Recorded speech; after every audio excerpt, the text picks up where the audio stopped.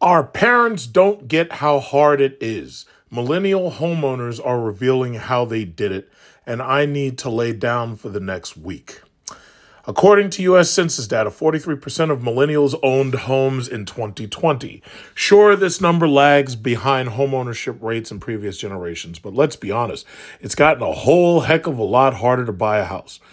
How did I do it? Well, I've kind of told this story a number of times, but I will say that between 2013 and let's say 2017, I was saving my money as much as I possibly could. Now, to be fair, I have to say that I would have done a hell of a lot better saving money if I had never purchased any SRT products. The cost, the maintenance, the repairs that I had to do, the body work that I had to do, over time, those things did take a toll on my savings. I have no idea how much money I spent, but I do realize that when I think back, I was laying out a whole lot of money in order to have those kind of vehicles because the fuel costs were higher, maintenance costs was higher. If anything got damaged, I had to repair it as quickly as possible. Those trips to the dealership, the rentals, everything like that, all of that basically took tolls on my savings.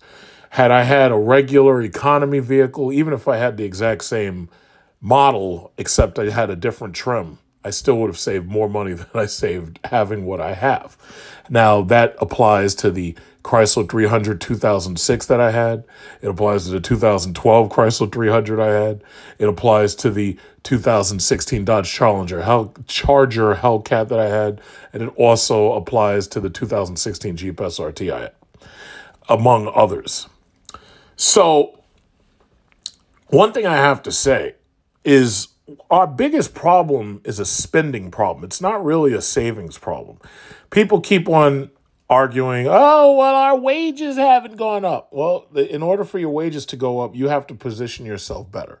So if you know that there's a job that you want that's going to pay more, or if you know that there are certain requirements or prerequisites on the job that you're on that require you to do them first in order to get more money, you just going to have to do them. That's the bottom line. Part of the reason why you see so many of these women so deep in debt, women holding two-thirds of the student loan debt. I was arguing with a stupid-ass feminist last night who tried to pull that bullshit on me. Oh, yeah, well, black males are poorly educated and then this, that, and the other. Let me tell you something right now. You hear the sound of my voice. If anybody ever tells you that bullshit, especially one of these horrid feminist pieces of shit on the internet, I want you to remind them, oh, yeah, you're right. I agree with you. Black males are poorly educated. Look at who their teachers are. Their first teacher is a single mom. Their next teacher is probably a single mom who's teaching in a school. So pull that on them. Pull that. See, you got to understand. You have to learn how to fight. This is a war that you're involved in. Whether it's a war of words or it's physical, this is war. And the only way you can win is to outfight the next person. And that's it. There are no options. Your option is to lose. That's your option. But the bottom line is she tried to pull this bullshit on me. So I was quick to say that. And I shut her the fuck up with that one. She didn't know what to say back. She had to start calling me names. Bottom line is, yeah, you're right. You're right. You're absolutely right. Their reading scores are low. You're right. They are failing out of school. You're absolutely right. Look at who their teachers are. Look at what they've got waiting for them when they go home. Now, me personally, I was fortunate. My parents were married before they had me.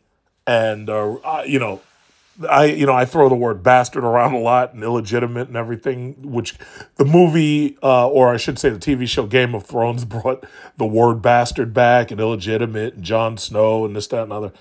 But the thing about it is, when you fight and argue with these people, you got to remember, these people are throwing the kitchen sink at you. You have to be ready to grab the kitchen sink and throw it back. And that's the bottom line. So my point of the matter is the reason why these women are taking out all this debt is because most of the jobs that they're in usually offer them a pay increment if they have the next degree up, a master's degree, for example. An undergraduate degree has completely outstripped any of the costs associated with an undergraduate degree that your parents or your grandparents would recognize. And that's part of what's in the story, which I'm going to get to. When my grandparents, well, actually, I should say my grandmother, when my grandparents, on my paternal grandparents and my maternal grandmother, when they went to higher learning, it was nowhere near as expensive as it is now. Even my parents constantly remind me, oh, yeah, well, when we went to school, oh, yeah, it didn't cost that much. My father went to, what was it? I think it was CUNY Mega Evers, and my mother went to CUNY Queens. It wasn't as expensive as it is now. Even when I went to undergraduate school in CUNY, that was 1999 through 2005, and I took a year to study abroad in China. And then I went back to China after that. Even while I was in China, the cost of going to school was only like $1,500 or $1,600. I might still have the bills, but I was paying for it through my student loans at the time, because there was this thing called AMS. And what they would do is they'd pay the bill and then you had to pay them back. So it was kind of like a private loan thing. It was called Academic Management Services or some shit. My point is, it didn't cost your parents or your grandparents as much as it costs us, millennials, or Generation Z to go to school. It just didn't cost as much. Now, because the government subsidizes bad loans and the government has basically guaranteed these people, these loan agencies and these lenders, now that the government's guaranteed them they're going to get paid, all they've done is driven the cost of college up. The demand is higher because now you have more people able to go. Women hold 2/3 of student loan debt. That's a fact. You can look that up right now on Google. Women, I have to say it like that because I need to drill it into your mind. So this way, when these stupid fucking feminists get on the internet and they start that shit, you're ready to fight back. Women hold 2/3 of the student loan debt. That's it. And if you can remember that, as soon as they start that shit, oh yeah, well, we're the most educated. It's like, yeah, well, you still owe them your student loan money. You need to pay that back. When you going to pay back them student loans? That's how you have to fight. You have to be prepared. You have to be ready. So anyway, student loans, higher cost of living, 40-year high inflation. All of these things have come together to create a situation where the average person can't afford to buy a house. And that's before you add in the increased cost of a house, the fact that more of these people buying them are single now. And on top of that, higher cost of a house means that you're going to have higher taxes and higher insurance. And then on top of that, because of the higher cost of living, you're going to have higher costs of utilities. Right now, my oil tank right now, because I don't mind telling you this because, it's just being real. Right now, my oil tank in my house, 250 gallons, I think it is, it's on 1/4. I have to call up my oil company and ask them when the next delivery is. And you've probably been noticing we've been having a lot of these warnings that there was a home heating oil shortage this year. It reminds me of in 2005 and 2006, after we had Hurricane Katrina, because Gulfport Energy was down and it was knocked out of commission for a while. That was the first time I'd seen gas prices rise past $2. That's number one. Number two, if you think back, Bush had like a war of words with, what was that name? Chavez in Venezuela. Chavez, to his credit, was actually offering to help America by sending us cheap oil. But because America was determined to keep getting its oil from Saudi Arabia, and we put, sanctions on Venezuela, and now you fast forward to 2022, and all of our cost of living increases right now are mostly due to the fact that we've put sanctions on Russia and we've cut off cheap Russian oil, which has led us to use up our strategic petroleum reserve, which means that now we have to buy back that oil to fill that up at a higher cost. Well, basically, we've gone and fucked ourselves.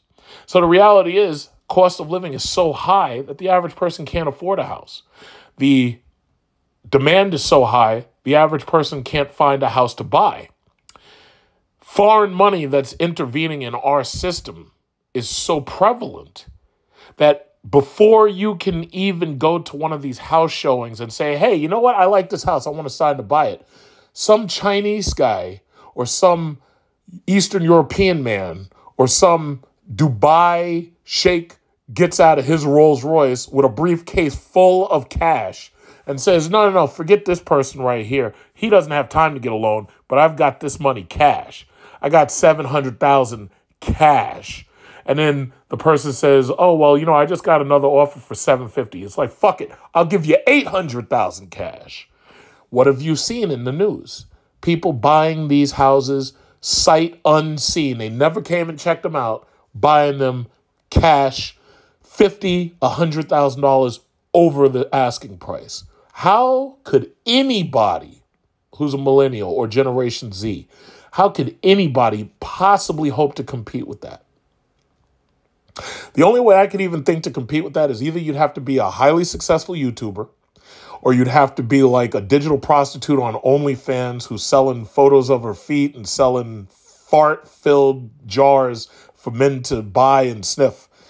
Other than having an OnlyFans, I just can't figure it. I have no idea how you'd make that much money to be able to compete with these people. And even if you could come up with the $800,000, all they do is go get $900,000 from their country, and you never be able to buy. That's what we've allowed our housing market to become because of our poor leadership, our failures of leadership. That's what you have right now. So the average person, it's funny because you have these people who are making these videos where they're blaming people who are constantly speaking out about how depressed they are and how they feel that their opportunities have been shot down and everything. I can't blame them for feeling that way because seeing the bigger picture and knowing what it took for me to get where I am, I kind of have to agree with them that the failures of leadership, that the fraud in this government, that the fraud in many of these lending institutions, I have to kind of give them a little bit of leeway when they say these things because I do understand that this system that's been built is extraordinarily fraudulent, for one. And then on top of that, in many cases, is unconstitutional. But that's another story. So I've neglected reading the story for long enough. Let's get into it just a little. A while back, millennials in the BuzzFeed community who own their homes shared how they managed to get there. Shit, I should write them a story and share how I got where I am. So anyway, despite all the hurdles and in the comments, people shared even more stories of luck, hardship, privilege, and hard work that ended in home ownership. Here's what they had to say. Number one, I live in Hawaii, so housing is extremely expensive. I like to think I'm good with money, but we ended up getting a financial advisor to help us reach our financial goals. We had our car loans and my student loans, $32,000 to pay off. Our financial advisor coached us, emphasizing that you need to have a strong foundation before purchasing a home by having at least $1,000 emergency fund, then paying off debt, then saving for 4 to 6 months of living expenses, and finally a 20% down for a home. It all seems so impossible, especially in Hawaii, where the median home costs $1 million. I will say this. For the second house that I purchased, $300,000. So knowing that I was going to use it for a, an investment property, knowing I was going to rent out, what I did was I came to the closing table. I had $50,000 in cash specifically for purchasing. And the closing costs, from what I remember, I know I put 30% down. And then I think the closing costs were less than $12,000. So I had spent $42,000 and then moving into the place and, setting up, appliances and shit. I think I spent around $10,000, somewhere around there. But basically, I spent up to $50,000. Now, it's not terribly impossible for people to save up to $50,000 or $40,000 or even $30,000. The problem is that as time has gone on, the price and the cost of living has increased so much that you're trying to keep up with the cost of inflation and your $30,000 just isn't what it used to be. That $30,000 normally would have been a sizable down payment, or at least a minimum down payment on a $300,000 house. The problem is that same $300,000 house, i.e. the one I bought, now appraises over $700,000. You can't win. Not in this fucking market. You can't win, and that's just where it is. How about this person? I'm only going to read like 2 or 3 of these. I'm not going to read them all.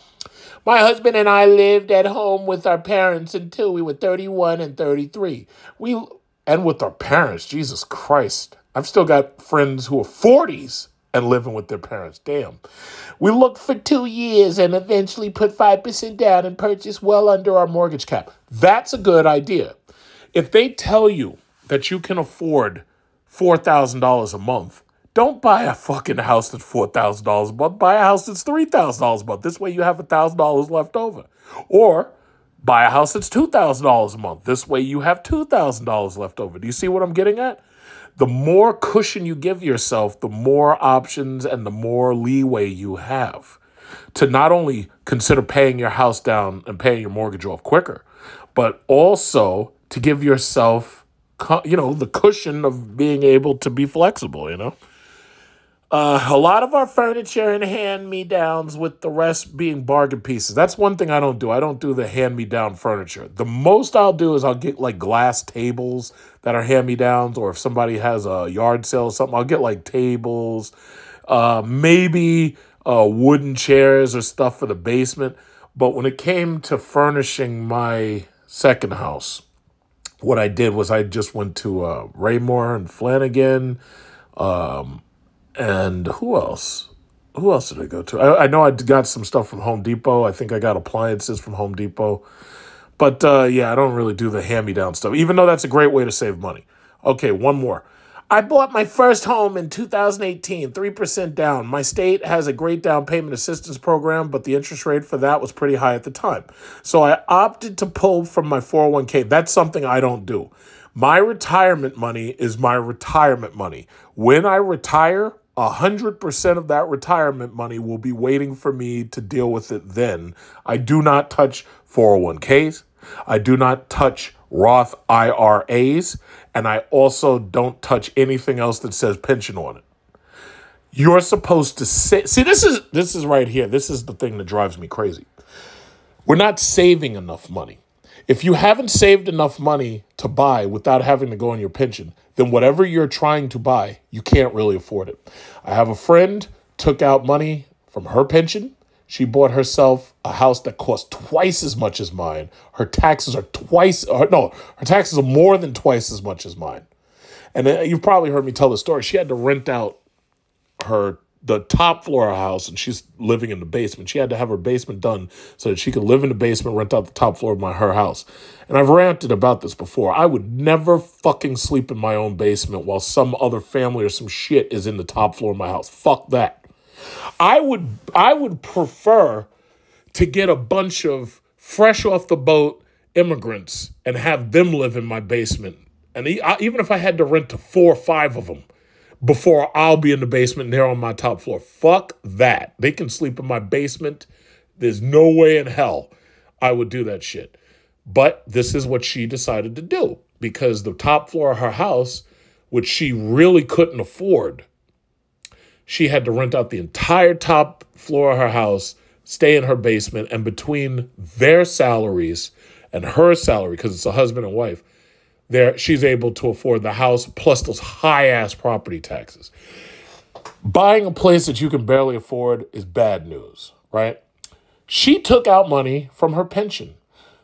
The government, the IRS, hit her ass with like $10,000 worth of fucking back tax, because not only did she owe the money for renting, because that's an income, but on top of that, there's penalties on the money she took out. It's easier said. Don't touch your goddamn pension. Just don't do it. It's a trap. Just listen to what I'm saying. It's a fucking trap. There are some of these stupid motherfuckers who actually took money out of their pensions to invest in Bitcoin and Ethereum and Litecoin. They've lost all that fucking money because they did it during the run-up between 30,000 and 60,000. They've lost more than 75% of their fucking money. They've lost it. It's just, poof, gone, disappeared. There are people who've borrowed from their pensions for vacations. There are people who borrow from their money to buy a car. There's no fucking way I would do that shit, ever. I'll say also this. I know people who borrow from their pensions in order to afford school for their kids, private school. It's an investment if you really want to do that. If you really feel necessary to send your kid to some bougie private school, that's a major investment. Me personally, I don't think it's a good idea. I think it's better you find a public school and put them in the best public school and make sure that they get as best an education they can. Right now, for you to go into debt for your child's education is stupid. That includes college, which is what's killing the average American right now. Because, oh, no, I have coworkers who've sacrificed to send their kids to fucking party schools, and their kids partied their money away. Oh, no, but my son needs to go to the best of schools. Oh, he got into Pratt University. He needs to go to the best big name school that I can get him into. The tuition's $30,000 a year, and that includes the room and board, and that includes the meal plan, and that includes the... And before you know it, you're $150,000, possibly even $200,000 in debt, and your kid's got a degree in underwater basket weaving or women's studies or modern feminist studies or some other bullshit that they can't get a job in. And that's just what it is. That's the reason why Americans are so broke. School, cable bills, $1,000 phones, $100 a month phone service, Disney Plus channel, fucking Netflix, Amazon Prime, and you got all of them. You don't even just have one. You got them all. HBO Max, Showtime, Epix, Stars. You try to call, you say, oh, you know what? I'm going to do something about this. I'm going to call up Verizon or I'm going to call up the Time Warner Cable and I'm going to tell them, yeah, I want to cancel all that because I'm trying to make my bills better. I'm going to save my bill. You call them up. Well, excuse me, sir. Well, right now you're paying $200 a month for all these services. So what if we were able to just take $50 off of that to keep you as a customer? And then you think to yourself, shit, I don't want to lose the sports channel and I don't want to lose HBO. Well, I really should just cancel this shit because I'm wasting a lot of money. Well, sir, what if I could discount it another 10%, maybe even 15%? Let me see if I can do that. Let me talk to my manager. 5 minutes goes by. Sir, I talked to my manager and I was able to save you another 10%. I tried to do 15%, but we couldn't do that. But I could save you another 10%, so I'm going to take off another 10%. Would you be okay with keeping the service then? And then your dumbass is like, well, I can't miss out on those Steven Seagal movies. Yeah, okay, go ahead. Keep me signed up. Keep me signed up. And then next thing you know, you're still paying fucking damn near $200 to $300 a month for your cable. So you're still up there. That's what they've done to it. I remember when television was free. You used to just have rabbit ear antennas and television was free. And then they took that shit away. And we're going digital. Next thing you know, now you're paying $100. Do you know how much money? In fact, let me see. Let me get my calculator out. How much money have I spent on fiber optics running to my house? How much have I spent? It's probably some crazy ass number. And I love my Fios. I'd never be able to cancel that shit. I couldn't do it. Let's see. How much do I pay per month? Okay. So I pay about, let's say, $170 a month times 12 times the last 10 years. So that's $20,400 for the last 10 years of service. Okay, so that's $20,000, $20,400, and that's just that's a minimum number. And for my iPhone service, what is that, like $100 a month? Well, actually, it's about $105 a month times 12, and I've had iPhones since, like, what is this? We're in 2022. I think I've had iPhones since, 2007? So $1,260 a year at minimum. Let's say just times 15 years. All right, let's say 15. 18, that's almost another $20,000, $18,900. So let's say I just round up. I've basically spent $50,000 between my iPhones, the service, and Verizon Fios. And $50,000 is actually probably less than what I've actually spent. You get my drift? This is why Americans don't have any fucking money, because we're literally spending that shit faster than we get it. Now, your only option is to make more money faster, or have your wife or a husband get a second job so this way you can afford all those comforts and stuff. But, okay, you know what? I think I'll read one more. I'm a child of immigrants and came out of college and grad school with $43,000 in student loans while still working 2 jobs and whole time. Started working at a hospital and paying down loans right away after graduation and really budgeting to save. I live in a low cost of living state, but getting higher fast because everyone and their mother wants to move here now. And 2 years after graduation, bought an 1,800 square foot house for 120. You bought an 1,800 square foot house for 120,000, and now your house is worth 280,000. So this is the type of person who's making out real well simply because their cost of living is relatively low. Even with the inflation more than doubling the price that their house is worth, they're still doing pretty well. You see, this is what I'm talking about right here. This is what I'm talking about. So that's what's going on. All of these stories, and I'm going to provide a link to this just so you can read these stories if you want to read them. But all of these stories from all of these people, and the reality is, our grandparents and parents, they didn't go through this. Their cost of living was much lower. There was much less stuff out there to buy. There were fewer monthly payment plans. There were fewer memberships to be a part of. They didn't go through this shit. And most of them don't even understand what you're up against because they just didn't go. They can't see it. I've had to explain this shit to them. But no matter how much you explain it, they can't internalize it because they themselves, the only thing they feel is the higher gas prices, the higher food prices. The majority of my family is retired at this point, so they're just sitting on their ass waiting for their pension checks to come. So the reality is, it's like they just don't understand what the average millennial is going through. And I'm fortunate because I was able to stay just ahead of it because I have to say, I could have fucked up real bad. I could have ran out there and tried to buy that Trackhawk, for example. I could have bought that thing, and that would have been $100,000 that my debt-to-income ratio would have made it so I couldn't have bought another house. $100,000 on your credit. It might not have stopped me, but it would have made things a lot more difficult, and I probably would have had higher interest rates for my investment property.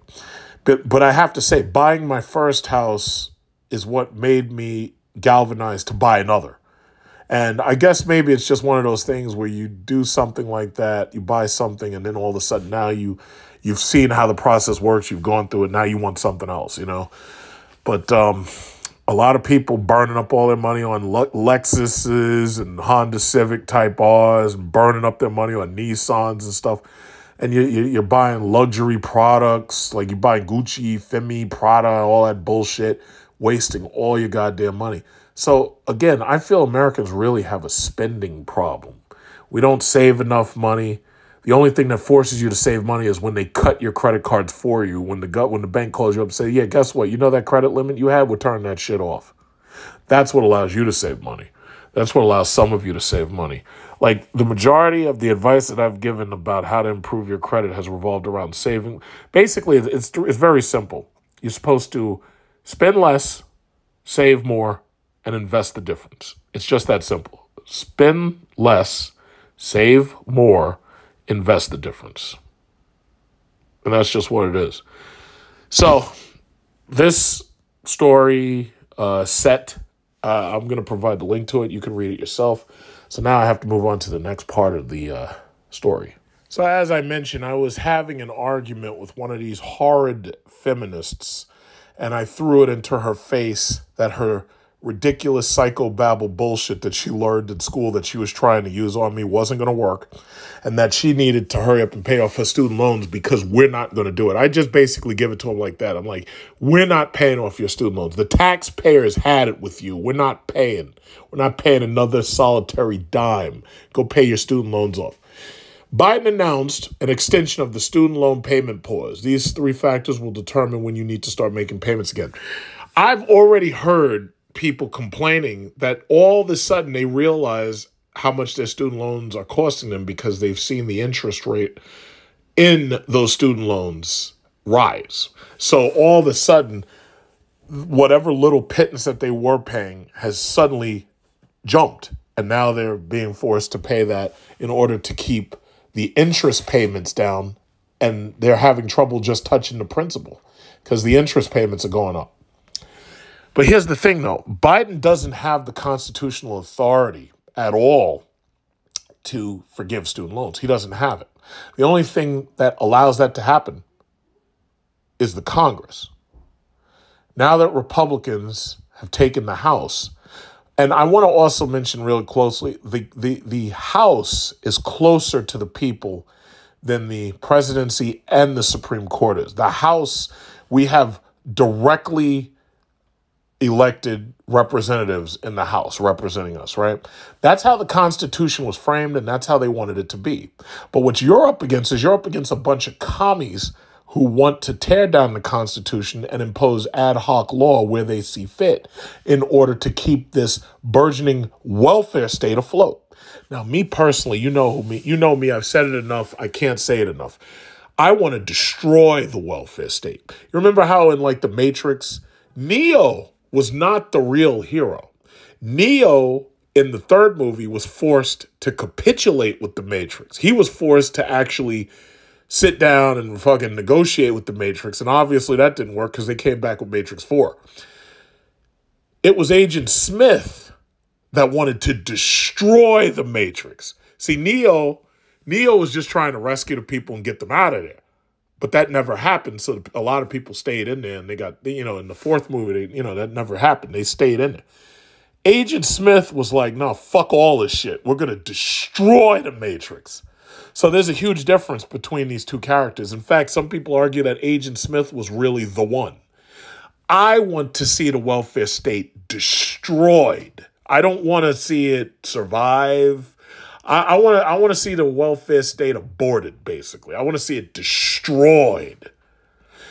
The only thing that keeps some of these people, these welfare cheats, the only thing that keeps them living high on the hog is that steady welfare check coming to that mailbox. Rather than them saying, you know what, I'm going to go out and make something of myself. I'm going to go out and try to get a job. No. I'm just going to sit by this welfare box and I'm going to wait for this welfare check. That's what they want to do. I want to see the welfare state destroyed. Now, there's some people accuse me, oh, yeah, well, you don't have that much smoke for the corporations and you don't have that much smoke for foreign aid. Let me tell you something. Foreign aid, short of us sending certain countries money to keep our military bases there, and then even that I would re-examine. Ukraine wouldn't get another motherfucking dime. Not one. Just about all of those countries that you can name where you're always questioning why is it that they keep getting our money and we're going deeper into debt, they wouldn't get another fucking dime. So that's part of the welfare state as far as I'm concerned. Now, the problem is America's painted itself into a corner. Oh, yes, well, we must honor our obligations with all of our NATO allies. Trump was trying to tear that down, and he failed because they did their backlash against him and cheated him out of the presidency. And that's just the reality. I want to see the whole welfare state destroyed. Just the whole thing.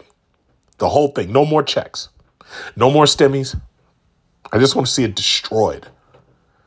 All that bullshit about, oh, yeah, well, these Americans, they don't want to do certain jobs, so we have to allow illegals in to do those jobs like picking strawberries and, picking up poop.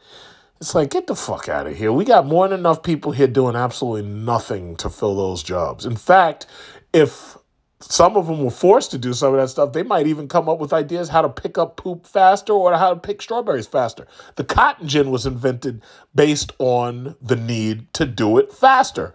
Some people would be content sitting back, picking up poop or picking strawberries.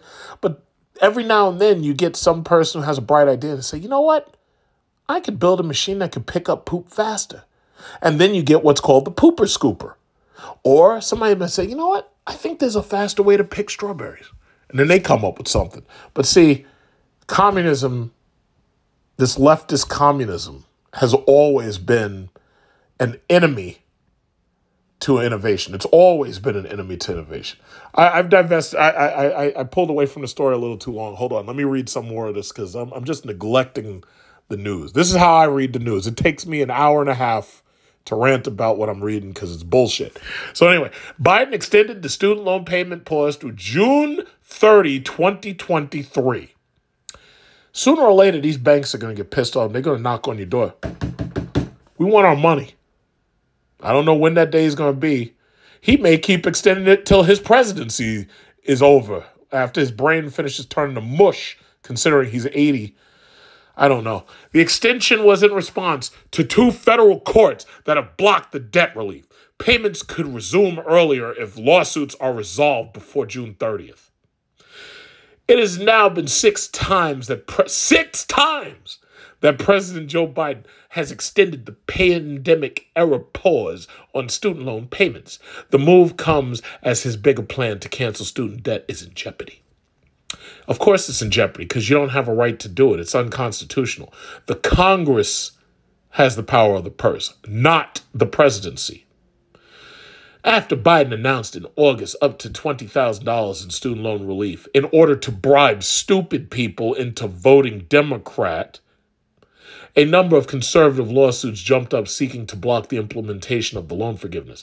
And so far, 2 of the lawsuits have temporarily succeeded. A federal judge in Texas ruled the relief illegal on November 10th, and 4 days later, the 8th Circuit Court of Appeals decided the temporary pause it placed on the relief in October should remain in place until a final decision on the legality of the program is made. This lawsuit may end up taking longer than XRP.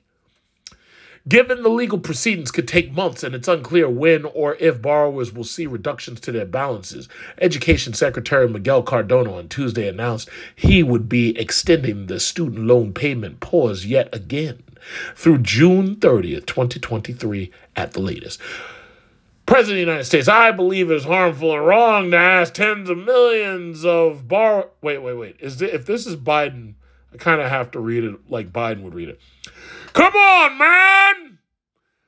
As president, I believe it's harmful and wrong to ask tens of millions of borrowers to resume payments on their student debt.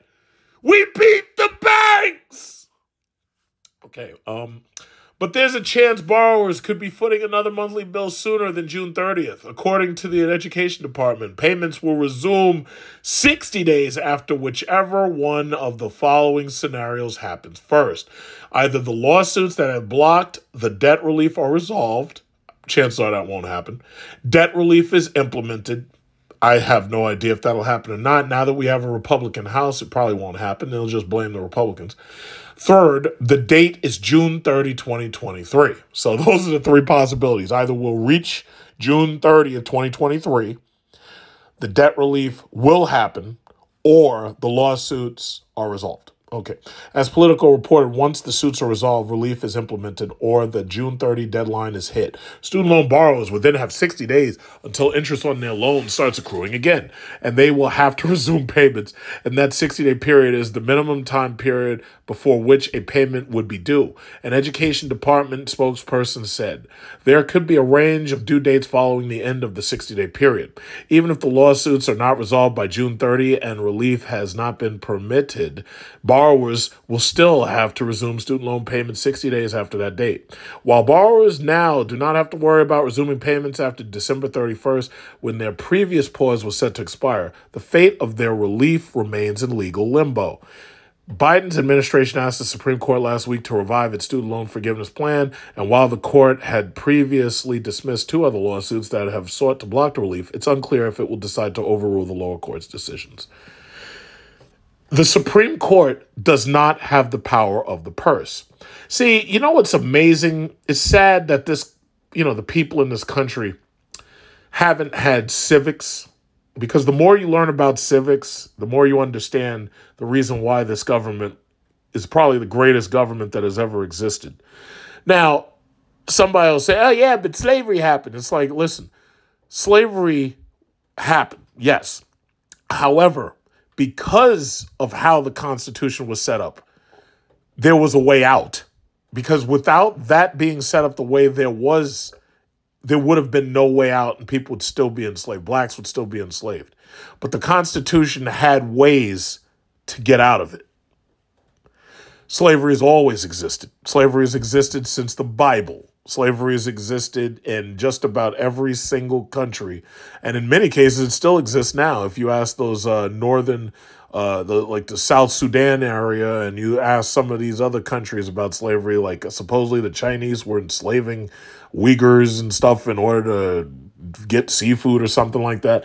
Bottom line is, it's always existed. And even when there wasn't slavery, there was indentured servitude. And even when there wasn't indentured servitude, there was other forms of coercion, or there was other forms of illegal involuntary servitude. Here's the thing, though. There was a way out of it. And that way out of it led to them creating probably the greatest government in the world that everybody basically wants to copy, except for those companies, or I should say those countries that are stuck with dictatorships, and they're like, no, we're not doing that. But anyway, bottom line, the Supreme Court doesn't have that power. The Congress answers directly to the people. Directly to the people. Your representatives answer directly to you. Cheat by mail may have gotten the Democrats the Senate. Knocking out those Arizona voting machines may have gotten the Democrats the Senate. But they couldn't win the House that easily. Why? Because all of that red on those maps, those people had to choose their representatives directly. So while it was much harder over the widespread picture to choose a senator without being cheated by mail, there was no fucking way that bullshit was going to work on the local level. It wasn't going to work. And that's the reason why this country was designed that way. It's so just because you have a bunch of angry feminists who want to perpetuate the welfare state, just because you have that doesn't mean they're going to get it. Just because there's a bunch of people who are willing to vote to tax the rest of us or to take more money out of your pocket doesn't mean they're going to get their way, because the House of Representatives has to pass those bills first. And your representative answers to you. That's true separation of powers. That's what it is. Most of you don't know that because you went to school learning absolute bullshit like underwater basket weaving, women's studies, feminist studies, and feminist hierarchy studies. Yeah, you went to school, you wasted a lot of money, and now you owe it back. And you're gonna pay. I'm not paying. The money, I know you can't see what's happening over here. You see this money? You see this money right here? Hold on, right here. All right. Hold on. See this money? I know you can't see it, but that's the point. You hear this money? You hear this? You hear these hundreds? You hear those hundreds? You hear them? All that money's going to Cadillac. Okay? You know why? Because I've decided that I want an electric car. Where this money, you know where this money's not going? Can you hear that? Can you hear these hundreds? Can you hear them? Can you hear them? This is really hundreds right here. I know. Can you hear them? It's not going to pay your fucking student loan bill because you decided to go to a party school. When I got my second master's, I had to manage my money. I had to work. I had to pay off $18,000 worth of bills out of pocket. No loans. No credit card. I used the credit card to pay it, but then I paid it right back in order to make sure I didn't, owe them interest. When I got my first master's, I got a scholarship. You know how I got it? By working hard. What I wasn't doing was showing up to fucking schools to party and hang out with frats and sororities. I had to sacrifice. Now, the first thing one of these pathetic feminists would say is, oh, yeah, you sound bitter. I'm not bitter so much as sacrificing said, okay, you know what? I'm going to make you wiser But the simple fact is, what makes me bitter is the very thought of having to spend any money on you whatsoever. I don't want you to get anything of mine.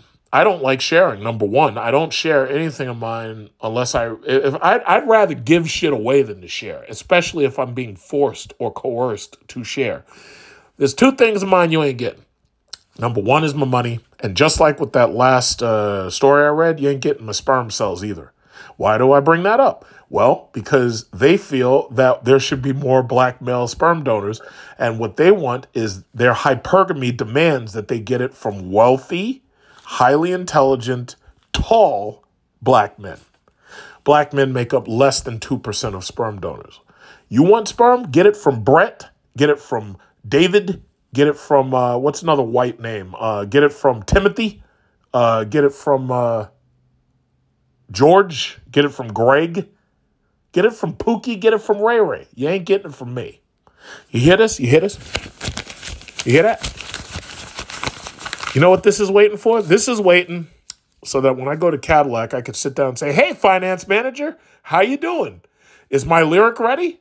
Yes, it is. Great. So okay, 1, 2, 3, 4, and then I'll keep counting and everything until he gets all the money. I think you get my point. You're not getting shit from me at all. I will vote however I have to vote to make sure that that doesn't happen. You don't get to steal from me. Nobody steals from me. I didn't buy this fucking Desert Eagle to make sure that nobody steals from me. I bought it to make sure nobody steals from me, okay? Nobody steals from me, ever. Now, if you're going to try to do it using the Congress, well, I'm going to have to vote harder, or I'm going to have to get other people to vote the same way I want to vote to make sure you don't take from me. You don't steal from me. You don't steal from me, ever. You don't take from me. I give. You don't take anything from me. And that's how this works. I had to sacrifice. And now you have to sacrifice. You're not taking anything from me. Ever. Ever. That's how it works. Ever. You're not taking anything from me. My passport, where's my passport? Where is it? See my passport? My passport means that I can take my resources and I can go anywhere on this goddamn planet. If we had interstellar travel, I could go to Mars. I could go to Jupiter. I could go to Pluto. But what won't happen is that I can't go because of you. That's not happening. That is individualism. That is what it means to be an American. It means to be you individual. You get to do exactly what you want. Individual freedom is prized above everything else and everyone else. I was having this argument last night. That shit got me heated as fuck. I got kicked off the panel. I got kicked off the panel because somebody said some shit and I basically let them have it. I fucking unloaded on them. But the thing about it was, I stand by what I said. I would never apologize for that shit. And just like what I'm saying now, I would never apologize for that shit. You don't get to steal from people just by voting. You don't get to do that. You don't get to do that. There is a common good. There is a common welfare. There is a border defense. There is that. Those things are constitutional. Yes, I understand that. But you don't get to tax the shit out of me and raise inflation and my cost of living just because you went to a party school and now you can't pay the bills. If the loan companies want to restructure your loan so that you only pay like maybe $100, $200, $300 a month or something like that, if they want to restructure your loans and you pay for those loans for the rest of your natural lives, that's got nothing to do with me. When I saw that the government was going to, consolidate my loans, and they were doing all this nifty wifty stuff with the loans and all that bullshit that everybody wants to complain about. When I saw that they were giving me a 6.85%, I said, you know what? I'm going to do whatever it takes to pay this off as quickly as possible. And I did it. But I didn't do it by wasting my money. I didn't do it by not sacrificing. I did it by sacrificing. And now you're going to too. The same promissory note that I signed is the same one you signed. And that's how it works. I know some people are getting upset and triggered and angry. I don't give a fuck. It's just that so I don't care.